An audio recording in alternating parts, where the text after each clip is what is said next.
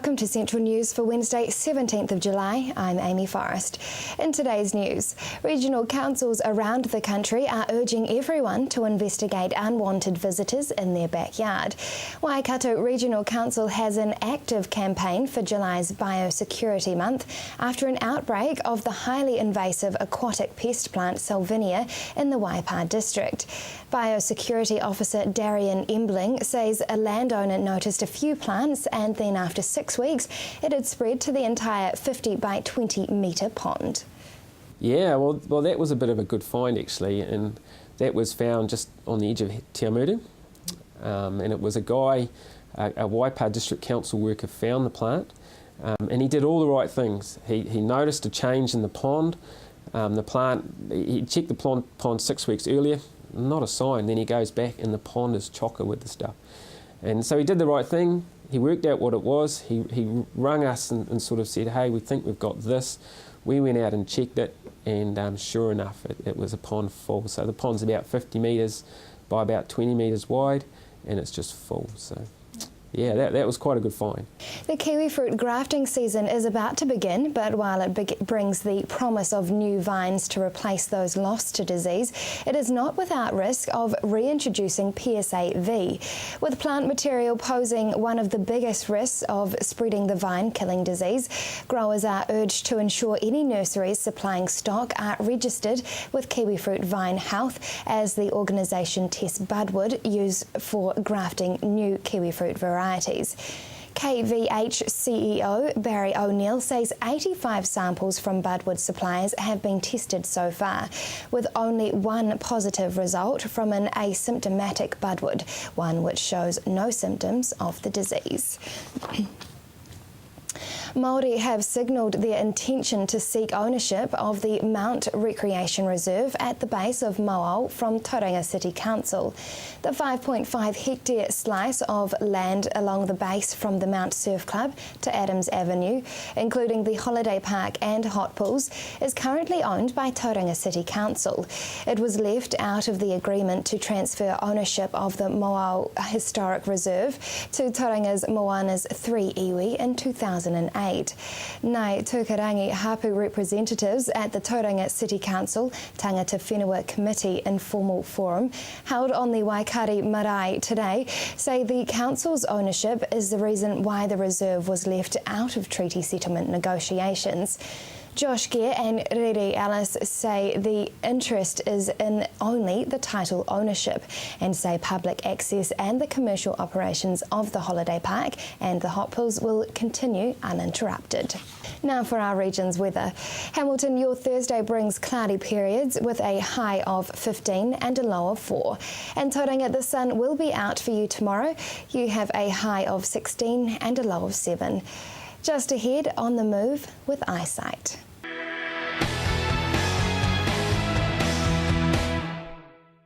Welcome to Central News on TV Central. Hamilton's Eyesight has just moved to a new location. We talked to some of the team to get an update of the new Eyesight. Tell us about the move.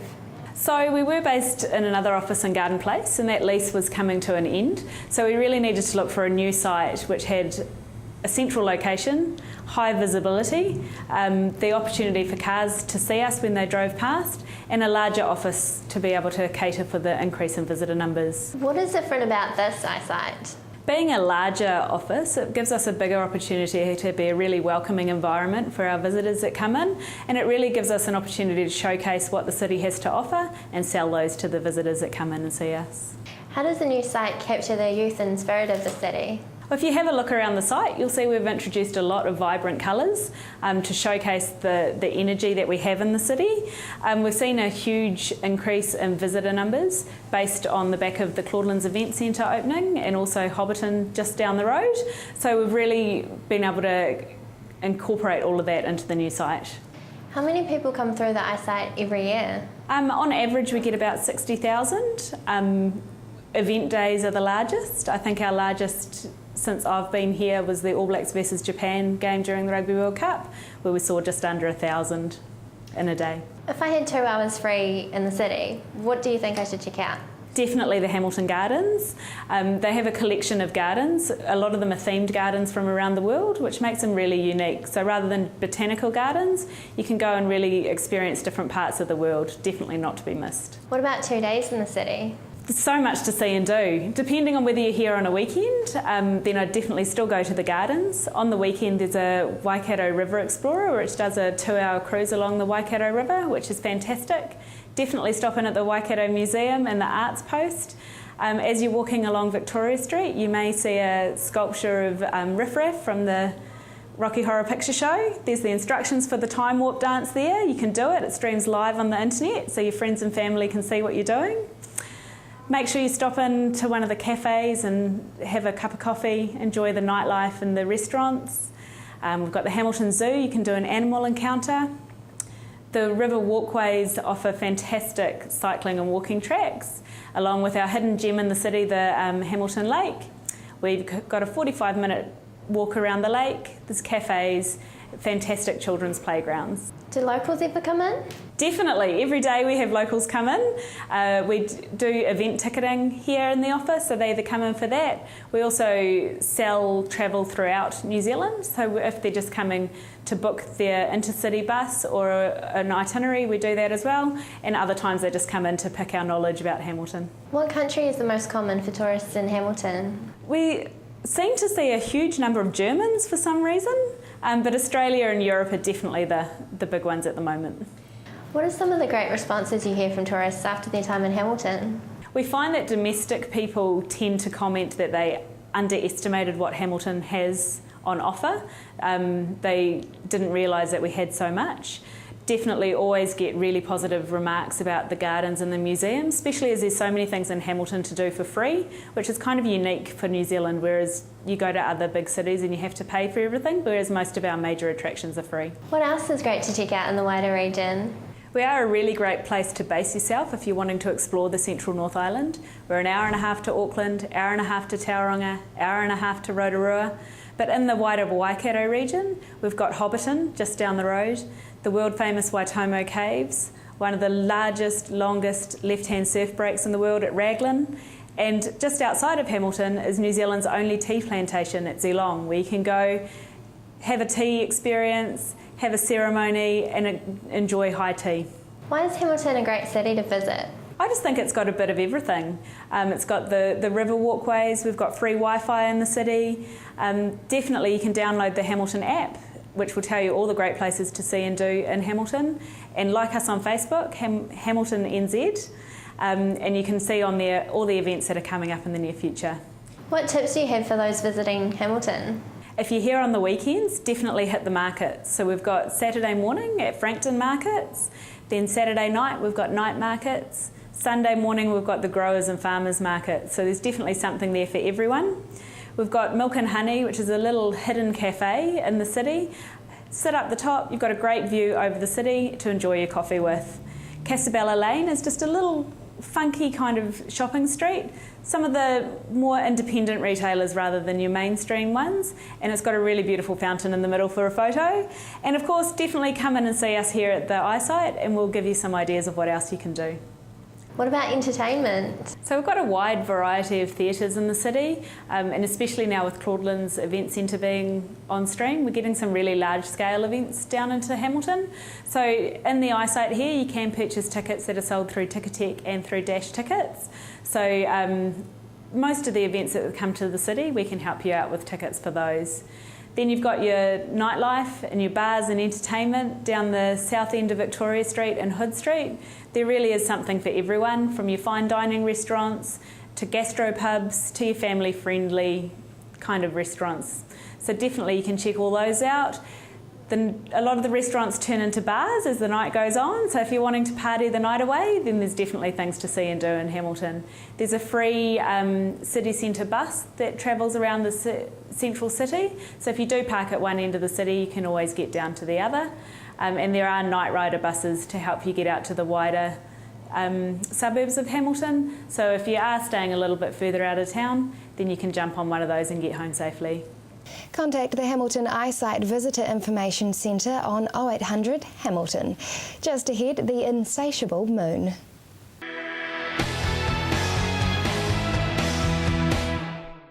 Welcome back. The University of Waikato is holding a series of film lectures. Hilary Entwistle spoke with Mike Riddell about his film Insatiable Moon and the lecture series. Welcome to the program, Mike. Now, so tell us about this cool upcoming event at the University of Waikato. Yeah, well, I'm just one of the speakers there. I understand there's 4 weeks in a series called Films in Our Lives, and it's kind of a winter lecture series where they think that people might be sick of sitting by the heater and want to get out of the university and find something else, find something out about something interesting. So. And tell us about your film that will be played. Okay, feature film that I've been involved in both as writer and producer is called The Insatiable Moon. It's a feature film drama and has screened around the world, and yeah, I've been involved on that project for maybe 8 years working on it, and so I'm going to be talking about the process of getting a film made and also getting it distributed and sold and absorbed around the world. How hard is that process in New Zealand? Yeah, it's very difficult from a number of perspectives. One is that there's only one funding avenue to underwrite everything, which is the New Zealand Film Commission. And the other is that there are so many kind of aspirant filmmakers, which is a good thing, but it's a very competitive process. So you're competing against a whole lot of other people who are just as desperate as you to get their films made, and it can be a rocky road getting something up there. Yeah, and we suffer from the fact that we're a small country, small audience, so we don't have the numbers for the income to kind of underwrite films. Yeah. Because the Film Commission originally said that they were going to take on your movie. Yes, we developed it with the help of the Film Commission, and originally it was a $6 million project with backing from New Zealand Film Commission and from Screen West Midlands. It was a UK-New Zealand co-production, and we were heading down that track until the very last minute when they turned us down for funding, the Film Commission, and after that the rest of our funding fell apart as well, and so we ended up making this $6 million film for $500,000, which was quite a chore, I must say, and required some special skills.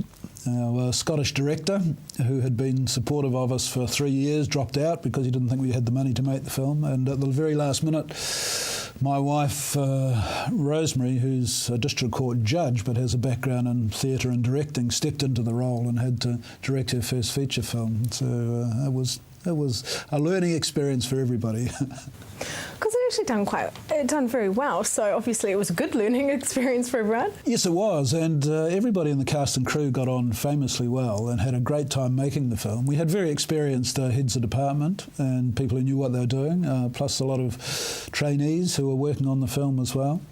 And yeah, we ended up with a product that we were proud of. We all thought it was great, because you never know until it gets out to an audience how it's going to go. But fortunately, we had good audience responses as well. Got a distribution deal in New Zealand and in the UK, and so yeah, the film kind of took on a life of its own and has marched along fairly successfully.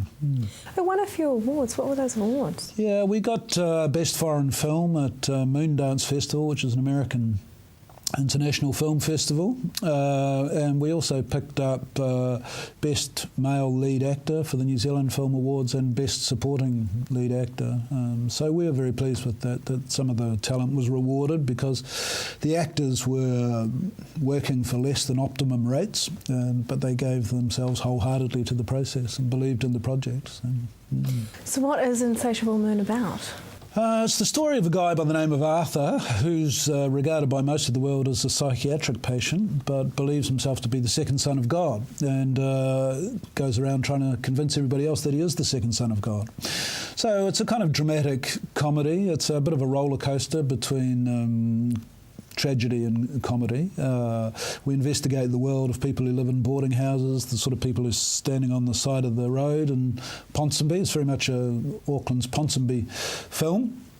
And it stars people like Rawiri Paratini and Ian Mune and Sarah Wiseman, some good actors. And what What was the reaction from the critics in New Zealand, and especially the Ponsonby community? We had a fabulous reaction from Ponsonby community, and they've been very supportive right the way through. But yeah, I can't say that the critics were universally happy about the film. You know, you kind of. You have no control over what critics are going to say, and we got a bit of a pan in the listener because the reviewer didn't like the fact that we had left a bedroom window open in one of the scenes, and he thought nobody in Ponsonby would leave their bedroom window open. Having lived in Ponsonby for several years with our window open, I beg to differ, but there you go. That was the basis on which he reviewed the film. Said almost nothing about the content of the film, but that's how life goes. Fortunately, audiences don't depend on critics' views. But then we got, when we got to the UK, we got a 4-star review in Empire magazine, which is the biggest film magazine in the world, and so that was tremendous and helped us a lot over there. Now, just quickly before we go, so Mike, tell us, you were turned down by the Film Commission. You had this roller coaster to make this film. Anyone who's an aspiring, young filmmaker out there, what are your words of advice through those turmoil times? Yeah, there's only one word, and that's perseverance, really. It's only people who stick around who succeed in the filmmaking business, and for every success in any aspect of it, you'll find that there's a whole lot of failure behind the scenes. There are people who've been knocked around and kicked around, but have decided that that's what they want to do, and so they're determined to stick in there and actually do it. Well, thank you very much, Mike, and all the best with the lecture series. Thanks, Harry. That series and film will be on tomorrow night, Thursday, July 18th. Visit the university's website to find out more. Coming up next, the legend of Mount Maunganui.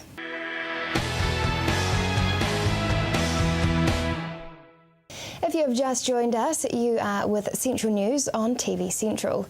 A new memorandum of understanding has been agreed on for the management of Mount Maunganui. Last week, Hillary spoke with Te Awanui Black about the MOU. Tonight is part 2 of that interview, where they talk free access and the legend behind the mountain. Will there always be free access, free public access to Mauao?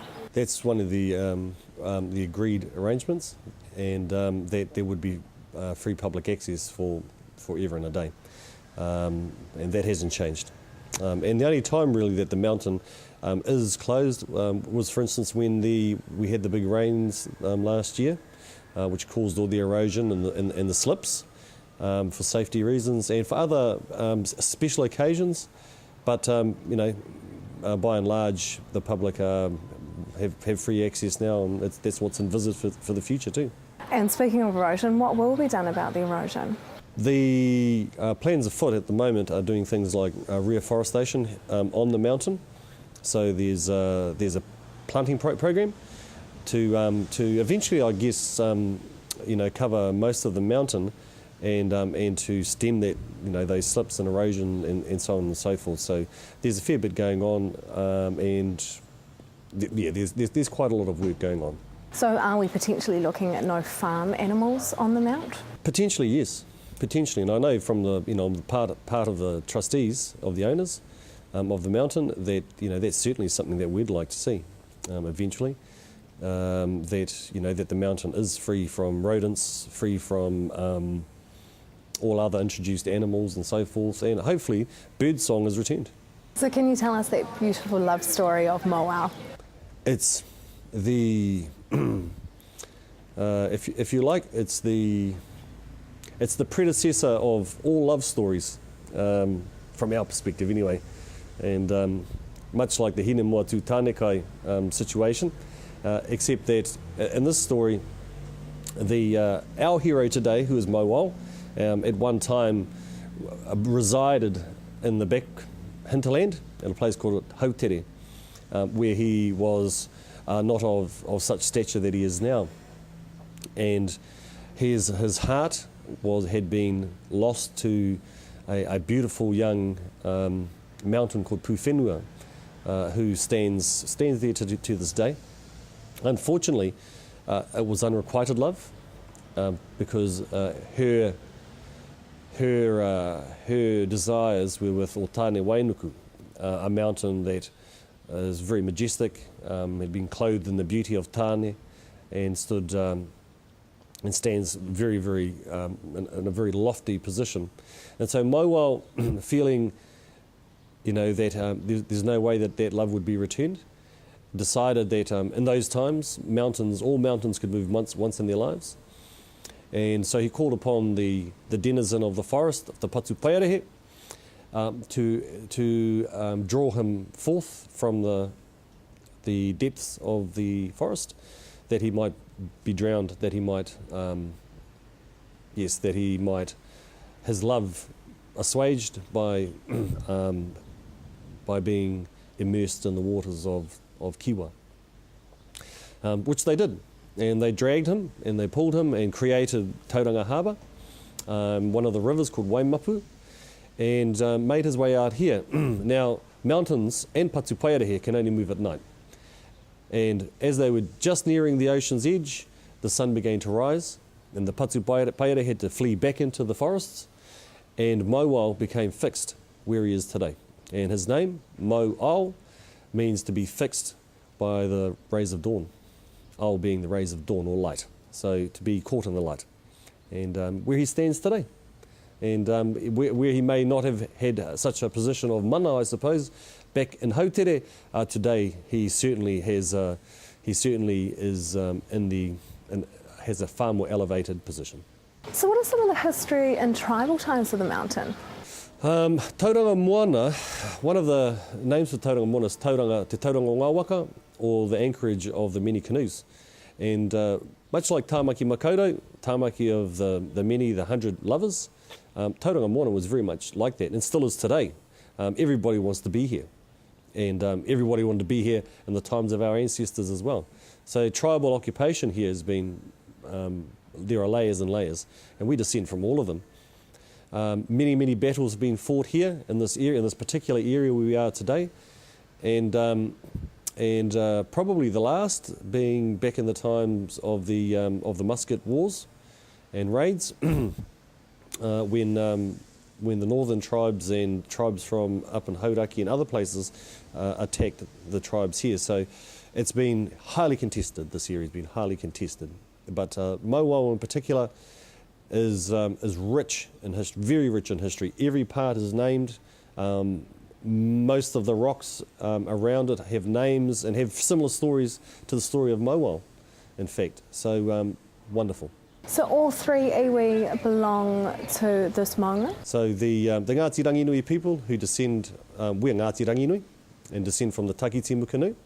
Ngāti Pūkenga and Ngāti Pūkenga and Ngaitirangi, who we also are, come mainly from the Mātātua canoe. And I must mention Waitaha, the Waitaha people from Te Arawa, who are included in the management arrangements for this mountain as well. And we're Waitaha as well. That is the news for today. Central News is also online, and we really want viewers to be involved. So like us on Facebook and let us know your views. If you have any news, including your own video or photos, go to our website and hit upload. Thanks for joining us. I'll be back tomorrow with more guests from in and around the region. I'm Amy Forrest. Have a wonderful evening.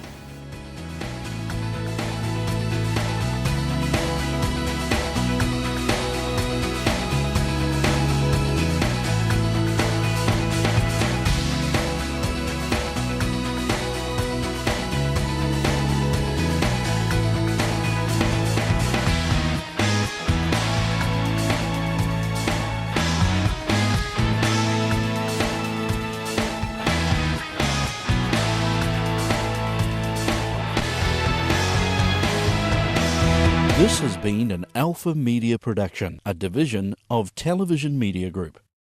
Supporting local content so you can see more of New Zealand on air.